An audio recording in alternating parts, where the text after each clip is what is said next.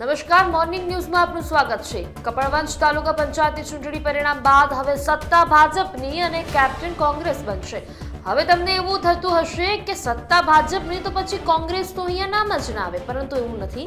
કપડવંજ તાલુકા પંચાયતની ચૂંટણીમાં ભાજપને સ્પષ્ટ બહુમતી તો મળી છે, પરંતુ પ્રમુખ પદ માટેની બેઠક અનુસૂચિત મહિલા માટે અનામત છે અને આ બેઠક તેલનાર બેઠકમાં કોંગ્રેસના જસીબેન વણકર ચૂંટાયા છે।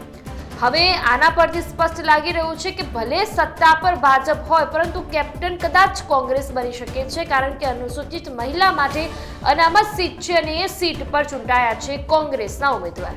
ભાજપના જીતેલા 18 ઉમેદવારોમાંથી એકય રોસ્ટર પ્રમાણે નહીં, પરંતુ ભાજપમાંથી કોઈ અનુસૂચિત વિભાગના ઉમેદવાર વિજેતા ન થવાના કારણે પ્રમુખ પદ કદાચ કોંગ્રેસના ફાળે જઈ શકે છે એવું આપણે માની શકીએ અને રોસ્ટર હવે બદલાવું લગભગ શક્ય નહીં બને તો પ્રમુખ તરીકે કોંગ્રેસના મહિલા ઉમેદવાર જસીબેન વણકર પ્રમુખ બને તેવી પ્રબળ શક્યતાઓ છે।